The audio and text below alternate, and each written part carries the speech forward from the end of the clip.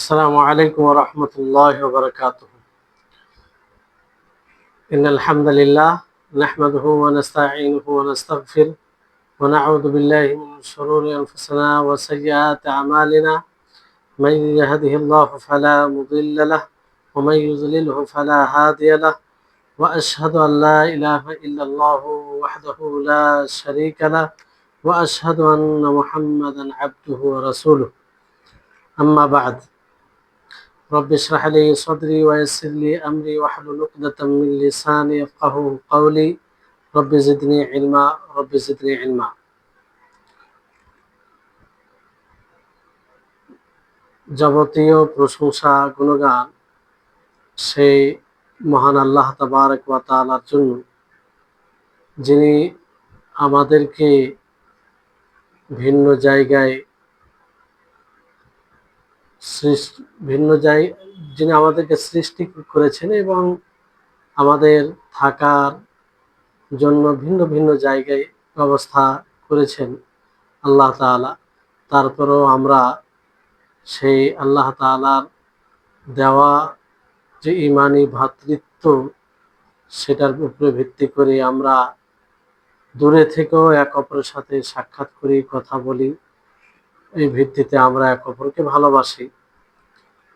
তারপরে আমাদের সকলের প্রাণপ্রিয় নবী করিম মুহাম্মদ মুস্তাফা সাল্লাল্লাহু আলাইহি ওয়াসাল্লাম, ওনার উপর অসংখ্য শান্তি ধারা বর্ষিত হোক। আল্লাহুম্মা সাল্লি আলাইহি আল্লাহুম্মা বারিক আলাইহি।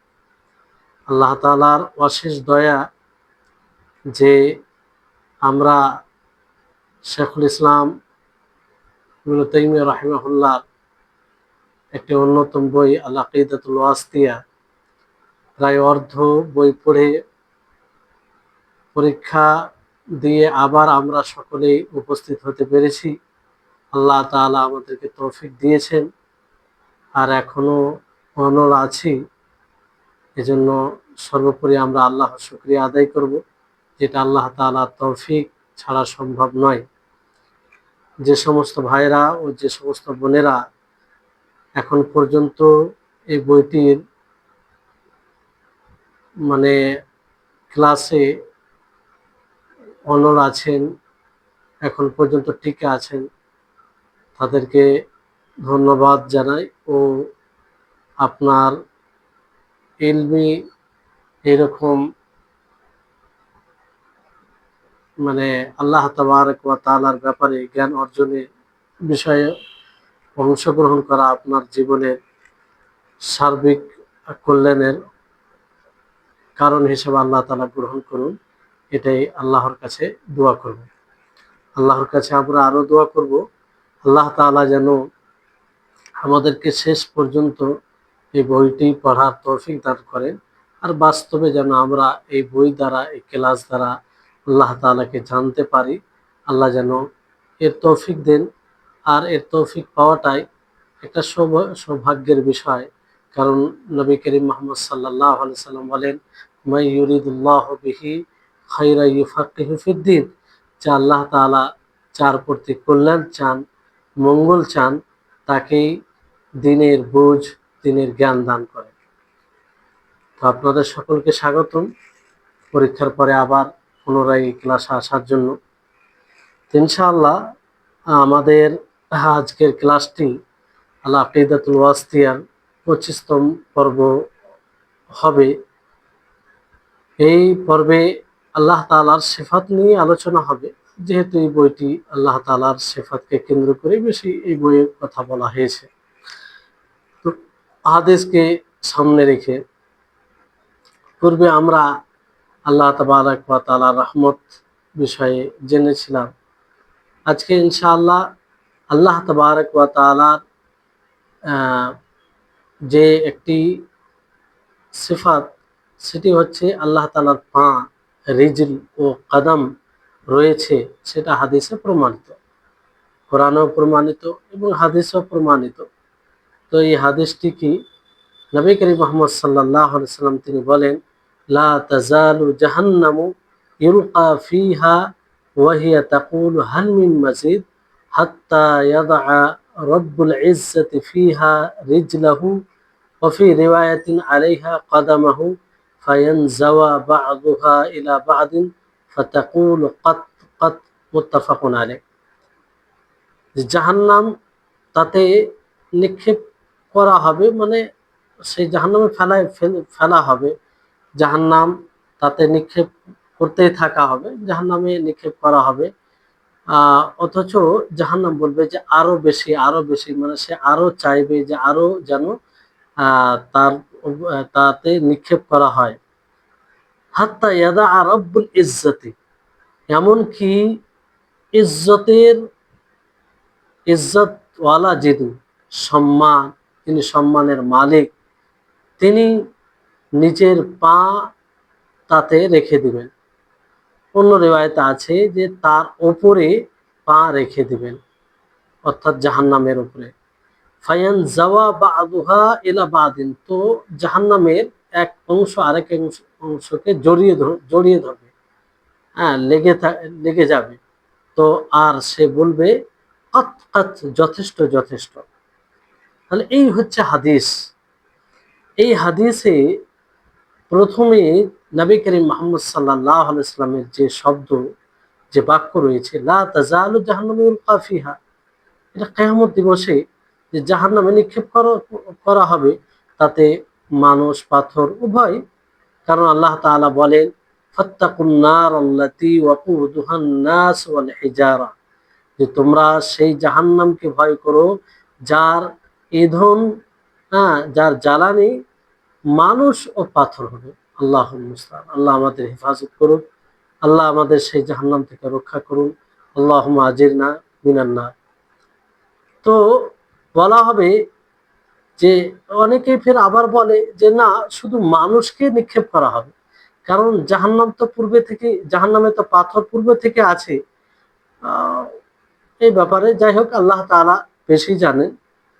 কারণ জাহান্নামে নিক্ষেপ করা হবে, তো মানুষ পাথর দুটোই হতে পারে, কিংবা শুধু মানুষ হতে পারে, আল্লাহ আলাম। যাই হোক, বিষয়টি হচ্ছে জাহান্নামে নিক্ষেপ করা হবে, ইলকা ফিহা। এটা দলিল এই কথার উপরে যে যারা জাহান্নামী, সেই জাহান্নামী রয়েছে, জাহান্নাম যখন রয়েছে, জাহান্নামী রয়েছে, ইউলকা ফিহা, সেই জাহান্নামীদেরকে নিক্ষেপ করা হবে। আল্লাহ তাআলা আমাদের হেফাজত করুন। আর সেই জাহান্নাম থেকে আমরা আল্লাহর আশ্রয় চাইছি। মানে তাতে নিক্ষেপ করা হবে, সম্মানিত ভাবে নয়, ইউলকা মানে নিক্ষেপ করা হবে। জাহান্নামে যেমন বলা হয়েছে যে মানে ধাক্কা দিয়ে হবে, মানে একটা সম্মানের সাথে কোনো মানুষকে কোথাও নিয়ে যাওয়া, আর একটা অসম্মানের সাথে ধাক্কা দিয়ে নানা রকম ভাবে। তো এখানে বলা হচ্ছে যে মানুষকে ধাক্কা দিয়ে মানে তাকে নিক্ষেপ করা হবে। যেমন আল্লাহ তাআলা সূরা মুলকে বলেন, কুল্লামা উলকিয়া ফিহা ফাওজুন সাআলাহুম খাজানাতুহা আলাম ইয়াতিকুম নাযীর, যে যখন সেই জাহান্নামে নিক্ষেপ করা হবে, তো সেই জাহান্নামের দারোগা, সেই জাহান্নামের দায়িত্বশীল ফারিস্তাগণ জিজ্ঞাসা করবে, আলাম ইয়াতিকুম নাযীর, তোমাদের নিকটে কি সতর্ককারী আসেনি? তোমাদেরকে যে সতর্ক করবে, জাহান্নামের ভয় দেখাবে, সে কি আসেনি? তোমাদেরকে জাহান্নাম সম্পর্কে কি অবগত করায়নি? এইভাবে জিজ্ঞাসা করবে জাহান্নামের ফারিস্তাগণ। আর যে জাহান্নাম বলবে যে হাল মিন মাজিদ, যে আরো বেশি, মানে সে আরো চাইবে যে আরো বেশি করো, অতিরিক্ত করো। অনেকে বলেছেন যে না, অতিরিক্ত চাইবে না কেন, কিন্তু তাদের কথা এটা বাতিল। জাহান্নাম চাইবে যে আরো অতিরিক্ত দাও, হাল মিন মাজিদ, আর কি আছে, আর কি আছে। এমনকি আল্লাহ তাবারক ওয়া তাআলা, যিনি সম্মানে ওয়ালা, যিনি সম্মানের মালিক, যিনি সম্মানের ইজ্জত হচ্ছে আল্লাহ তাআলা সিফাত, তিনি নিজের পা তাতে রেখে দিবেন সেই জাহান্নামের উপরে। তো এখান থেকে এটা স্পষ্ট হচ্ছে যে জাহান্নাম আরো চাইবে। আল্লাহ তাআলার পা রাখার মানে কি, জাহান্নাম আরো চাইবে, জাহান্নাম আরো চাইবে। তো আল্লাহ তাবারক ওয়া তাআলা নিজের পাকে যখন রেখে দিবেন, জাহান্নাম এক অপরকে জড়িয়ে ধরবে, আর সে মানে ই করবে যে বেশি হয়ে গেছে।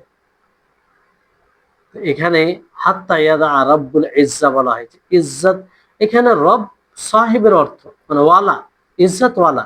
এখানে রবকে খালিকের অর্থ নিতে পারি না, কারণ ইজ্জত আল্লাহ তাবারক ওয়া তাআলার সিফাত, ইজ্জত আল্লাহ তাআলার মাখলুক নয়। তো এখানে রবকে খালিকের অর্থে দিতে গেলে ইজ্জতের খালিক হয়ে যাবে, অথচ ইজ্জত আল্লাহ তাবারক ওয়া তাআলার সিফাত, আল্লাহ তাআলার মাখলুক নয়।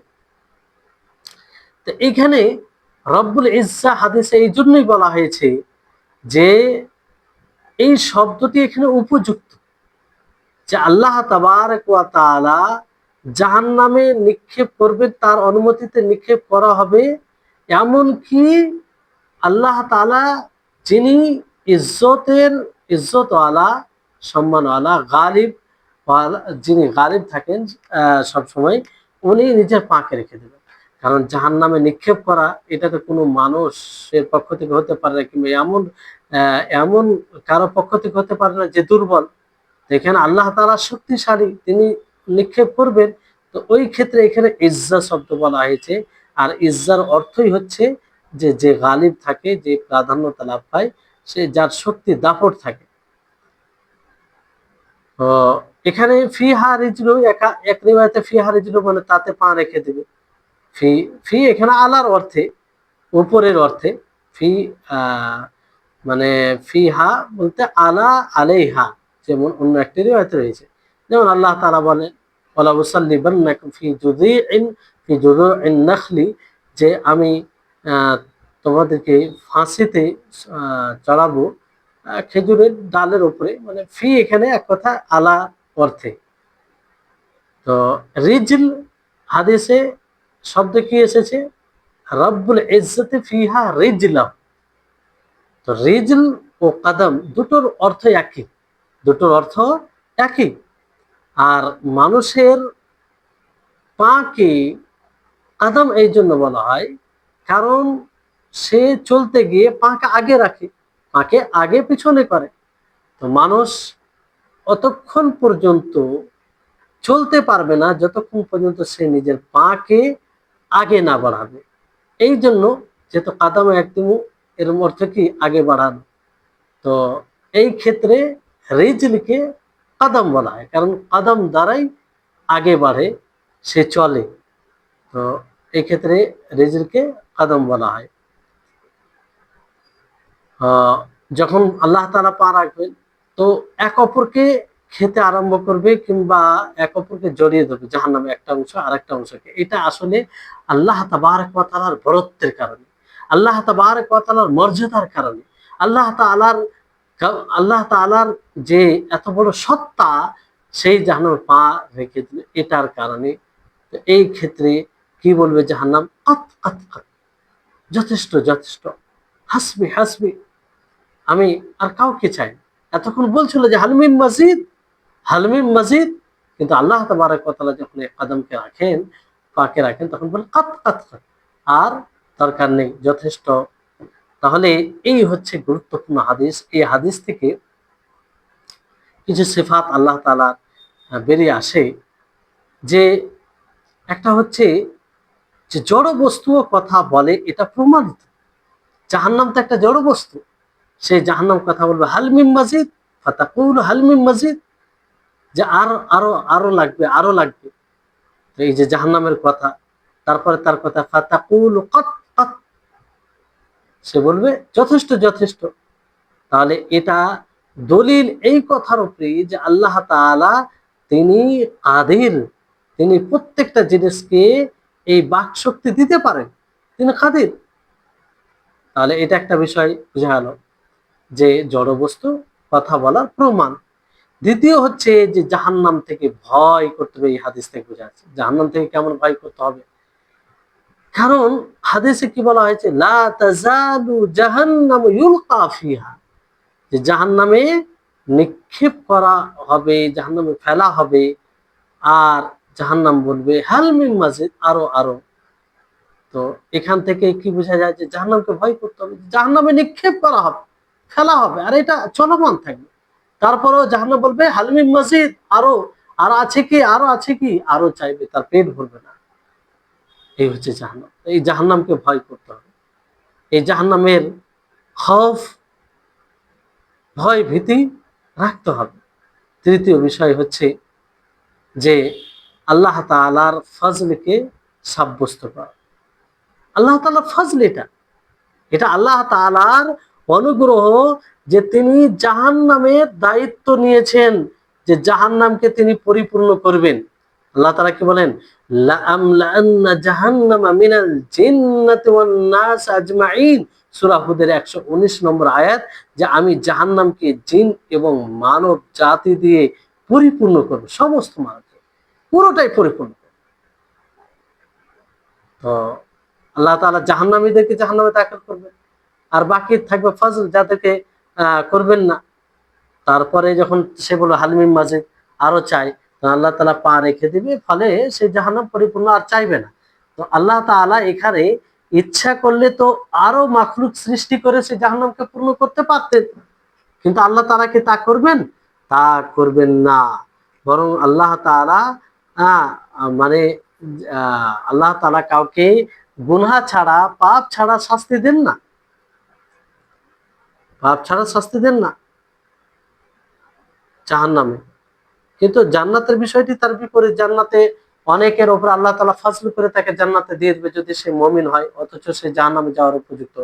কিন্তু জাহান্নামের ক্ষেত্রে আল্লাহ তাআলা অকারণে শাস্তি দেয় না, মানে তার গুনাহ ছাড়া, গুনাহ ছাড়া কোনো শাস্তি দেয় না আল্লাহ তাআলা।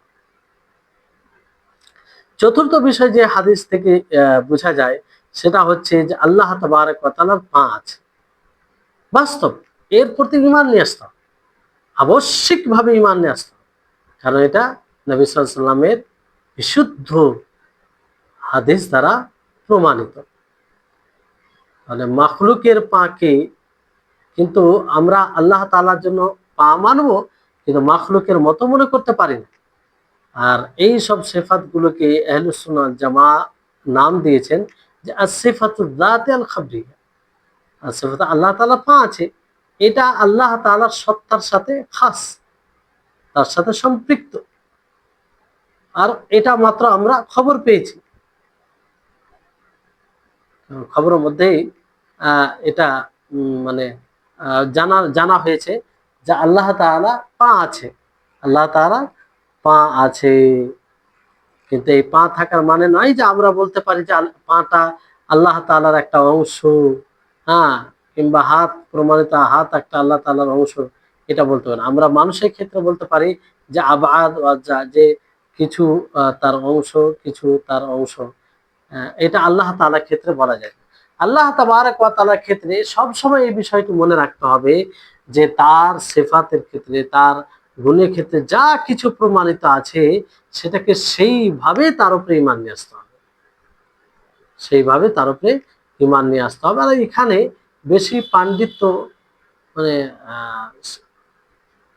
দেখিয়ে লাভ নেই, কারণ যেটা মুকদ্দর আছে সেটাই হবে।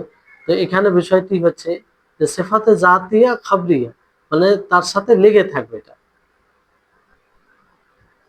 কিন্তু আলাদা আলাদা অংশ করতে পারে না। এর বিরুদ্ধে আশায়েরা ও যারা বিকৃতকারী তারা মুখালাফত করেছে, বিরোধিতা করেছে। তারা বলে যে ইয়াদাও আলাইহা রিজরাহু, যে আল্লাহ নবী কি বলেন যে তার উপরে তার পাকে রাখে। তারা বলতে চায় এর অর্থ হচ্ছে যে অর্থাৎ আল্লাহ তাআলা তার বান্দাদের মধ্যে একটি দলকে দলকে রাখতে বলেছেন। মানে তারা বলে আশায়রা যারা, তারা কি বলে যে আশায়রা বিকৃতকারী আহলে তাহরিফ যাদেরকে বলা হয়, যে আল্লাহ তাআলা তার উপরে পা রেখেছে, মানে কি যে আল্লাহ তাআলার বান্দাদের মধ্যে একটি দলকে যারা সেখানে প্রবেশ হওয়ার উপযুক্ত, তাদেরকে তাদেরকে বোঝানো হয়েছে। কারণ রিজলের আরেকটি অর্থ আছে আর তয়ফা, জামাত। রিজল জামাতকে বলা হয়। যেমন আইয়ুব আলাইহিস সালামের হাদিসে রয়েছে আরসালাল্লাহু ইলাইহি রিজলুন জারাদ মিন যাহাবিন, ইয়ানি তায়ফাতু মিন জারাদিন। আল্লাহ তাবারক ওয়া তাআলা তার দিকে রিজ জারাদ, স্বর্ণের,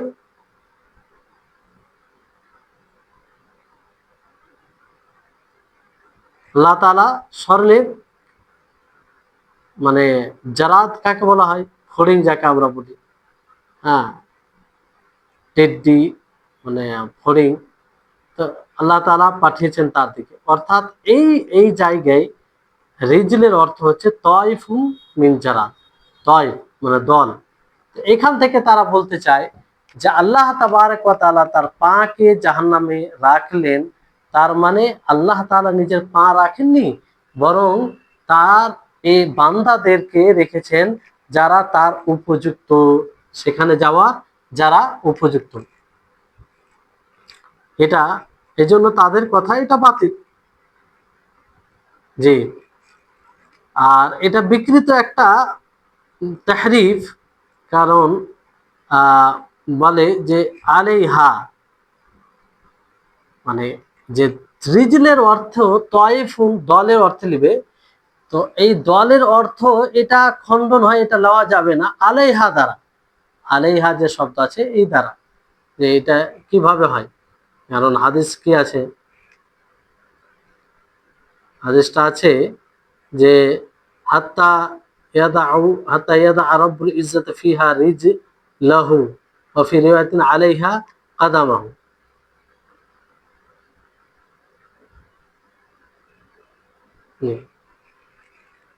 তো এই হচ্ছে বিষয়। তো আলাইহা দ্বারা এটা স্পষ্ট হয় যে এখানে তয়ফা দলের অর্থ নয়, বরং রিজলের অর্থ পা, রিজলের অর্থ পা। এতে তারা যাই মানে দলিল উপস্থাপন করুন না কেন, যে কোনো শব্দকে আল্লাহ তাআলার ক্ষেত্রে আসলে আসলে আসল অর্থের উপরে সেটা নেওয়া যাবে। আর ভিন্ন অর্থ নেওয়ার দলিল থাকলে সেটা ভিন্ন বিষয়। জি। তারপর আরেকটি বিষয়, এখানে যদি রিজল এর অর্থ তয়ফা দলের অর্থে করা যায়, তা এটা অসম্ভব যে আল্লাহ তাআলা জাহান্নামীদেরকে নিজের দিকে নিসবত করবে। এখানে কি বলছেন আল্লাহ তাআলা, হাত্তা ইয়াদা রব্বুল ইজ্জতি কাদামাহু রিজলাহু। তো যদি তয়ফা জাহান্নামীদের দল মানে উদ্দেশ্য হয়, তো হাত্তা ইয়াদা রব্বুল ইজ্জত আল্লাহ তাআলার দিকে এইভাবে নিসবত কেন করতেন? কারণ আল্লাহ তাআলার দিকে নিসবত তখনই করা হয় যখন কোনো জিনিসে সম্মানিত কিংবা কোনো জিনিসের তাকরিম উদ্দেশ্য হয়, তখন আল্লাহ তাআলার দিকে নিসবত করে বলা হয়। তো এখানে জাহান্নামীদেরকে আল্লাহ তাআলা নিজের দিকে কেন এটা সম্বোধন করবেন? হাত্তা ইয়াদা রব্বুল ইজ্জতি রিজলাহু, এটা কেন বলবেন? হাত্তা ইয়াদা রব্বুল ইজ্জতি রিজলাহু, যদি তাদের কথা অনুযায়ী এই অর্থ হয় যে জাহান্নামীদের দল, তার বান্দাদের মধ্যে একটি দল যাকে জাহান্নামে নিক্ষেপ করবে, তো এটা বলতেন না। তো আল্লাহ তাআলা নিজের দিকে ইজাফাত করেছেন, নিজের দিকে সম্বোধন করেছেন, তার মানে এটা জাহান্নামের দল এই অর্থে আসতে পারে না। জি, এটা একটা বিষয়। তারপরে অনেকে তারা তারা তাদের মধ্যে অনেকে বলেছেন যে কাদাম, কাদাম সম্পর্কে, যে কাদাম এটা কি অর্থে? মাকদাম, মানে যাকে পেশ করা হয় আগে। তো আল্লাহ তাআলা যাদেরকে পেশ করবেন তাদেরকে তাতে রেখেছেন, মানে যাদেরকে জাহান্নামে নিয়ে আসবেন, জাহান্নামে উপস্থাপন করবেন, জাহান্নামী করবেন, তাদেরকে আল্লাহ তাআলা রেখেছেন, এটা তারা অর্থ বলে। এটা ভুল অর্থ আর বাতিল অর্থ, এটাও বাতিল। এই কারণে যে আল্লাহ তাআলা জাহান্নামীদেরকে কখনো এইভাবে আগে বাড়াবে না, জাহান্নামীদেরকে কখনো এইভাবে, বরং তাদের ব্যাপারে আল্লাহ তাআলা কি বলেছেন? ইউদাউনা ইলা নারি জাহান্নামা দাআ, যে জাহান্নামের আগুনের দিকে তাদেরকে জোর করে ধাক্কা দিয়ে দেওয়া হবে, নিক্ষেপ করা হবে, মানে নিক্ষেপ করা হবে। তাহলে চিন্তা করুন যে তারা আসলে একটা জিনিস, মানে বিকৃত কাজে তারা এক একটা জিনিস থেকে পলায়ন করতে গিয়ে আরেকটি তার চেয়ে বড় মন্দ জিনিসে তারা পড়ে গেছে। আল্লাহ তাআলাকে পা থেকে, কদম থেকে, রিজক থেকে পবিত্র করতে গিয়ে কি করলেন, যে তারা এমন জিনিসে পড়ে গেল যেটা মূর্খতা, যেটা হিকমতবিহীন। হ্যাঁ, আল্লাহ তাআলার কাজ, আল্লাহ তাআলার কাজে হিকমতবিহীন। তাহলে এই বিষয়টি বুঝতে হবে যে এখানে আদম বলতে যাদেরকে আল্লাহ তাআলা জাহান্নামে নিক্ষেপ করবে তাদেরকে উপস্থাপন করা উদ্দেশ্য নয়, এটা উদ্দেশ্য নয়। কারণ আল্লাহ তাআলা জাহান্নামীদেরকে ওইভাবে উপস্থাপন করবেন না, আগে বাড়াবেন, বরং তাদেরকে কি করা হবে, ইউদাউনা ইলা নারি জাহান্নামা দা, তাদেরকে ধাক্কা দিয়ে নিক্ষেপ করা হবে। এটা তাদের মূর্খামি, এটা তাদের মূর্খামি যে আল্লাহ তাআলার থেকে পা এবং পাকে পবিত্র করতে গিয়ে তারা এক মূর্খতা এবং অজ্ঞতার মধ্যে পড়ে গেছে আল্লাহ তাআলার মানে কর্মে। তো এক কথায় আমরা বলতে পারি যে আমাদের সকলকে এই কথার প্রতি ঈমান নিয়ে আসতে হবে যে আল্লাহ তাআলার পা আছে, বাস। এর চেয়ে বেশি আমরা কিছু বলতে হবে। আল্লাহ তাআলার পা আছে কেন? নবী করিম মুহাম্মদ সাল্লাল্লাহু আলাইহি ওয়াসাল্লাম বলেন, হাত্তা ইয়াদা রব্বুল ইজ্জতি রিজলাহু, হাত্তা ইয়াদা আলাইহা ইয়া ফিহা রব্বুল ইজ্জতি রিজলাহু। তো এখান থেকে স্পষ্ট হচ্ছে যে আল্লাহ তাআলার পা আছে, আল্লাহ তাআলা পা আছে। তো যদি আমরা এখানে যদি এটা মনে করি যে আল্লাহ তাআলার পা আছে, তাহলে এই পা অন্যদের মতো হয়ে যাবে। আসলে অন্যদের আমরা সাদৃশ্য দিতে পারি না। আল্লাহ তাআলার ব্যাপারে যে কোন সিফাত হোক না কেন আমরা সরাসরি এইভাবে বলতে পারি যে এটা আল্লাহ তাআলার মতো, এটা আল্লাহ তাআলার মতো, কোনো মাখলুকের মতো নেই। আমরা কখনো ধরন বর্ণনা করব না। আল্লাহ তাআলা যেমন আল্লাহ তাআলার চেহারা, মুখমণ্ডল, চেহারা আছে, তো কেমন আছে এটা আমরা বলতে পারি না। আল্লাহ তাআলার হাত আছে, অবশ্যই আমরা ঈমান আনবো, কিন্তু কেমন আছে সেটা আমরা বলতে পারি না। কারণ আল্লাহ তাআলার হাত, আল্লাহ তাআলার পা আল্লাহর মতো হবে, আল্লাহর মতো হবে, এতে কোনো সন্দেহ নেই। কোনো মাখলুকের সাথে এটা সাদৃশ্য ঘটবে না, কোনো দিক দিন। জি, খালিক মাখলুক, একজন খালিক স্রষ্টা আর একজন সৃষ্টি, যাকে সৃষ্টি করেছেন খালিক, তাহলে তার উপরে ঈমান নিয়ে আসতে হবে একদম স্পষ্ট ভাবে যে আল্লাহ তাআলার পা আছে, কারোর সাথে উপমা দেওয়া ছাড়াই, তার ধরন বর্ণনা করা ছাড়াই। নবী সাল্লাল্লাহু আলাইহি সাল্লাম যেমন বলেন যে আল্লাহ তাআলা তার পা আছে, তার রিজল আছে, কদম আছে, কিন্তু নবী করিম মুহাম্মদ সাল্লাল্লাহু আলাইহি ওয়াসাল্লাম এই খবর দেননি, এটা বলেননি যে আল্লাহ তাআলার পা এইরকম, আল্লাহ তাআলার পা এই ধরন, আল্লাহ তাআলার পা ছোট, আল্লাহ তাআলার পা বড়, এইরকম কোনো বিষয় বলেন। বাস আল্লাহ তাআলার পা আছে, আল্লাহ তাআলা পা আছে। যেমন আর আল্লাহ তাআলার যে কোনো সিফাত হোক, সেই সিফাত সম্পর্কে না জেনে কথা বলা উচিত নয়। আর না জেনে কথা বলা, এটা সরাসরি আল্লাহর ব্যাপারে কথা বলা, আর এটা বড় ভয়ঙ্কর গুনাহ। এমনকি আল্লাহ তাবারক ওয়া তাআলা যেখানে 4টি গুনার কথা বলেছেন, সেই জায়গায় 4টি গুনার সাথে শেষে সেটা বলে, ওয়া আন তাকুল আলাল্লাহি মা লা তা'লামুন, যে আল্লাহর উপরে এমন কিছু বলা যেটা সে জানে না। আল কাউলু আলাল্লাহি বিগাইরি ইলম, ইলম ছাড়াই কোনো কথা বলা, এটা মহাপাপ। তো আল্লাহ তাবারক ওয়া তাআলার পা আছে, আল্লাহ তাবারক ওয়া তাআলার হাত আছে, এই হাদিস থেকে আমরা যেটা বুঝতে পারলাম যে আল্লাহ তাআলা পা আছে, কেমন আছে আমরা এটা কেন বর্ণনা করব, আর কেনই বা এর পিছনে থাকবো? তো এর উপরে যদি আমরা ঈমান আনি তাহলে আমাদের জীবনে প্রভাব পড়বে। একটা বিষয় হচ্ছে যে জাহান্নামী কর্ম থেকে আমরা ভয় করব। যে কেউ যদি এই হাদিসটা পড়ে, অবশ্যই তার যদি ঈমান ঠিক থাকে তাহলে হাদিসের উপরে বিশ্বাস করবে। তো এই হাদিসটা পড়ে সে স্বাভাবিক ভয় করবে যে জাহান্নামে নিক্ষেপ করতেই থাকবে, তারপর সবার বাড়ি আসবে। যদি ঠিক মতো সেই পরীক্ষায় মানে উত্তীর্ণ না হয়, তো মানে কঠোরভাবে ভয় দেখানো হয়েছে জাহান্নামী কর্ম থেকে। যেমন ধরুন যে মানুষ যদি তাতে কিছু রাখে, এই ভয় ভয় করে, মানে এক কথায় যদি এর উপরে ঈমান নিয়ে আসা যায়, তাহলে আল্লাহ তাবারক ওয়া তাআলা কে ভয় করবে এবং জাহান্নামের ভয় থাকবে।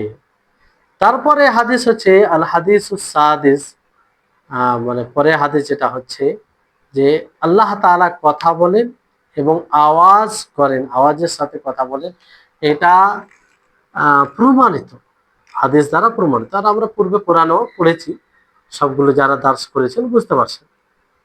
আল্লাহ তাআলা কালাম, তিনি কথা বলে, আর জোরে আওয়াজ বের করুন, আওয়াজও রয়েছে সেই কথায়। যেমন নবী সাল্লাল্লাহু আলাইহি ওয়াসাল্লাম বলেন যে ইয়া আদম ফায়াকুল লাব্বাইক ওয়া সাআদাইক ফায়ুনাদি বিসাউতিন ইন্নাল্লাহ ইয়া'মুরুকা আন তুখরিজা মিন যুররিয়াতিকা বাআসান ইলান নার। যে হে আদম সন্তান, সে বলবে লাব্বাইক ওয়া সাআদাইক।